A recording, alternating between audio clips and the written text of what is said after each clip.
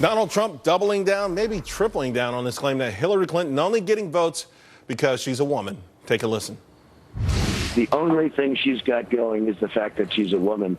She has done a terrible job in so many different ways. You look at Libya, you look at some of the things that she's done are just absolutely disastrous. No, I would say the primary thing that she has going is that she's a woman, and she is playing that card like I have never seen anybody play it before. So is this a preview of the general election? Joining me now, Representative Marsha Blackburn, Ron Meyer, and Jessica Tarloff. Jessica, you're the Democrat on the panel. Do you think this is unfair that Hillary, she talked about being the first woman in the White House over and over again. Not over and over, actually. After she said in December, what's more outsider than being the first woman president? It didn't sit well. She hasn't really used that line of argumentation since then. Of course, she talks about women's issues. She talks about equal pay, support for women's health care, paid maternity leaves.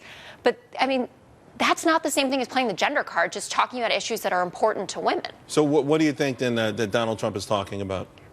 Oh, I think he's talking about the fact, he's just outing himself really as a sexist, and he's talking about something that he thinks is going to get a lot of applause. Why is he a sexist if because he's just judging her based on her gender. From what I remember, Hillary and Hillary's supporters have talked about it's about time for a woman to be in the White House for a long time. Not just Hillary's supporters. 80% of Americans say that they're ready for a woman in the White House. That's not just a Democrat statistic. That's the entire country.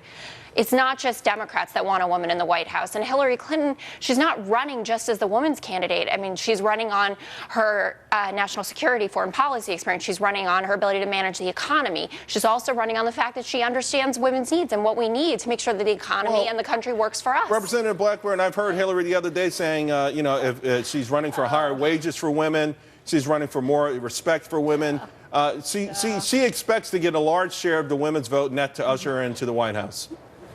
Well, I find it so interesting that she frequently brings up the gender politics issue. It is part of her modus operandi, and you have to say, yeah, sure, Hillary is smart, she's well educated, but by relying on Bill to get from point A to point B to point C, is that something that has kind of undermined her efforts? And I don't think people see her record of success. I think they see her as having been quite busy. But what was her record of success when it came to foreign policy? What was her record as she looked at the Senate? What has she accomplished for women? Has she created jobs? Has she built a business?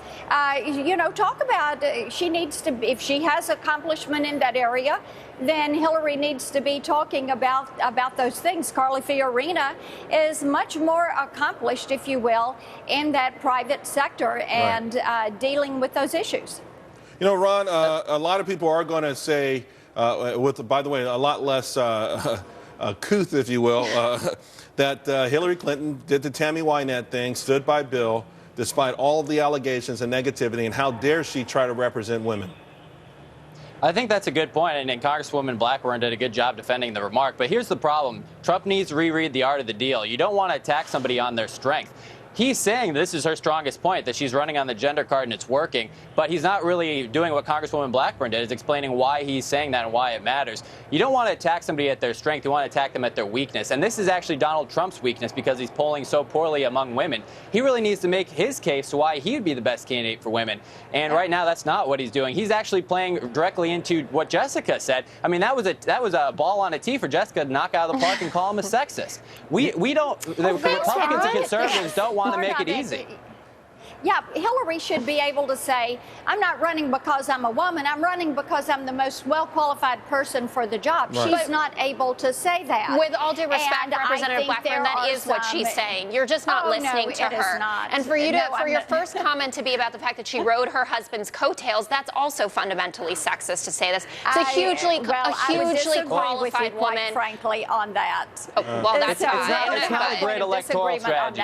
All right, guys. It's not a good electoral strategy. I'll put it that way. Well, Our Congresswoman. Ron, it remains to be seen. I know there's certain books like the art of war that might say you do want to attack your enemy's strength. But anyway, let's leave it there. It was fantastic. It's failed in politics before. I don't think this is going to work for Trump. All right, a lot of things that used to fail are working this time around. But we'll see, guys. That was fantastic. Sure. Appreciate it. And of course, at home, you don't want to miss Fox Business's coverage of the Indiana primary next week. Lou Dobbs, Neil Cavuto, and the whole team, they've got you covered with minute-to-minute details as those polls close.